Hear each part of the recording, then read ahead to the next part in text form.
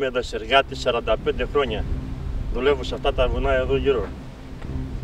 Εδώ στην περιοχή μας είμαστε 12 δασικοί συνεταιρισμοί. Περίπου 150 οικογένειες ζουν από τα βουνά αυτά.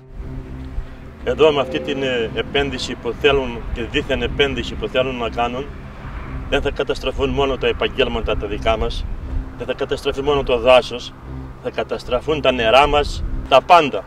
Γιατί, αν θέλετε να ξέρετε, αυτό το βουνό εδώ είναι η μεγαλύτερη υδατοδεξαμενή που ποτίζει όλη η Χαλκιδική. Το 1960, που ήταν οι Άπωνες πάνω εδώ στις Σκουριές, είχαν ανοίξει μια γαλαρία στα 60 μέτρα κάτω από την επιφάνεια της γης.